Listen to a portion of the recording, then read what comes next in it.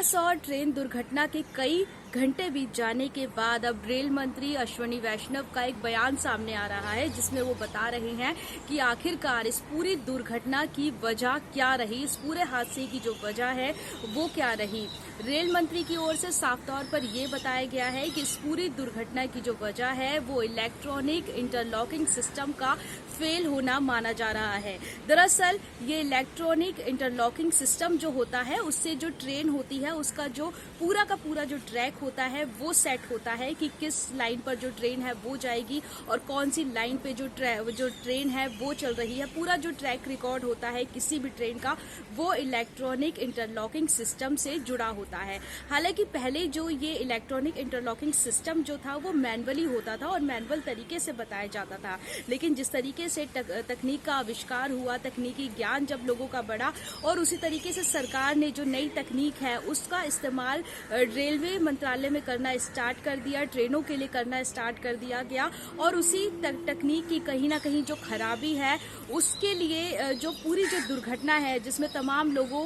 ने अपनी जिंदगी खो दी है, उस पूरी दुर्घटना का जिम्मेदार इस इलेक्ट्रॉनिक इंटरलॉकिंग सिस्टम को बताया जा रहा है। हालांकि इसके साथ साथ ये भी बताया गया है कि जो भी इस दुर्घटना से जुड़े हुए लोग हैं, जिन लोगों की भी लापरवाही सामने आई है, जो भी इसके लिए जिम्मेदार हैं, उन सब पर अब कार्रवाई की जाएगी। उन सब के लिए जो जांच कमेटी है वो बैठा ली जाएगी। और इसके साथ ये भी साफ कर दिया गया है, क्योंकि पिछले एक दो दिन में जिस तरीके से दुर्घटना के बाद जो कवच सिस्टम जो है वो इसके लिए कहीं ना कहीं जिम्मेदार बैठाया जा रहा था, उसके लिए माना जा रहा था कि कवच सिस्टम में खराबी की वजह से जो पूरी घटना है वो हुई है। कई जो राजनेता हैं उनकी ओर से, ममता बनर्जी का अगर नाम लिया जाए तो उनकी ओर से इस सवाल उठाया गया था कि कवच सिस्टम में खराबी की वजह से ये पूरा जो दुर्घटना है वो हुई है। और ये साफ अब कर दिया गया है रेल मंत्री की ओर से कि ऐसा कुछ भी नहीं है, कवच सिस्टम की वजह से ये प्रॉब्लम नहीं हुई है। जो हादसा है वो इलेक्ट्रॉनिक इंटरलॉकिंग सिस्टम की गड़बड़ी की वजह से हुआ है, उसमें डिटेल होने की वजह से हुआ है कि किस तरीके से जिस तरीके से दोनों जो एक्सप्रेस ट्रेनें थी, यात्रियों से भरी हुई जो ट्रेनें थी, उनकी जो टक्कर है वो मालगाड़ी से होती है। पीछे से आ रही जब हावड़ा एक्सप्रेस की जो टक्कर है वो होती है और जो तीनों जो ट्रेनें हैं उनकी टक्कर में 288 से जो ज्यादा के जो लोग हैं वो अपनी जिंदगी खो चुके हैं। उनके परिजन अभी भी बेबस नजर आ रहे हैं, हाथ में फोटो लिए हुए वो अपने परिजनों को ढूंढ रहे हैं, परिजन अपने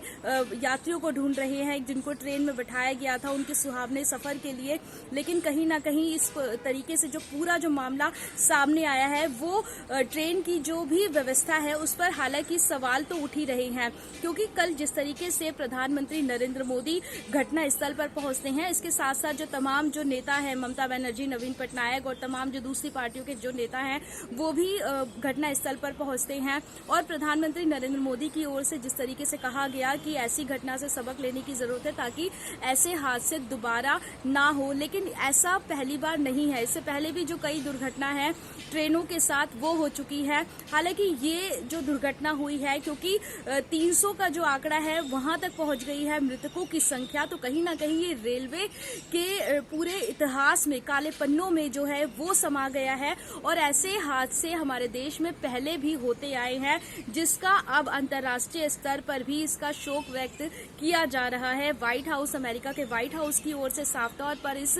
बालासोर की ट्रेन दुर्घटना के लिए पूरा जो शोक है वो जाहिर किया गया है। लेकिन अभी भी सवाल वही उठ रहे हैं कि क्या अब भी हम अगर ट्रेन में अपने लोगों को बैठाएंगे या खुद बैठेंगे तो कहीं ना कहीं हमारे दिमाग में ये चीज नहीं आएगी कि क्या हमारा जो घर का जो पर्सन है वो सेफली अपनी जगह पर पहुंचेगा या हम अपने परिवार को सेफली दूसरी जगह पर पहुंचा पाएंगे। सवाल अभी भी कई उठ रहे हैं और हमारी भी संवेदनाएं उन लोगों के साथ हैं जो अपने परिजनों को अभी भी ढूंढ रहे हैं, उनकी तलाश कर रहे हैं और कुछ के जो हैं वो सही सलामत उनको मिल गए हैं। थोड़ी बहुत चोटें जो हैं उनको आई हैं, किसी जो है गंभीर रूप से घायल हैं। हालांकि सरकार की ओर से मुआवजे की भी जो घोषणा है वो कर दी गई है। मृतकों के परिजनों को 10-10 लाख रुपए दिए जाने की बात की जा रही है, तो वहीं जो मामूली रूप से घायल हैं उनको 50,000 और जो गंभीर रूप से घायल हैं उनको 2 लाख रुपए देने की जो बात है की जा रही है। लेकिन वाकई जिन्होंने अपनों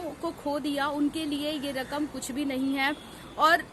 लोगों की संवेदनाएं, देश के तमाम लोगों की संवेदनाएं उन लोगों के साथ है, उन परिजनों के साथ है जो अभी भी अपनों को ढूंढ रहे हैं।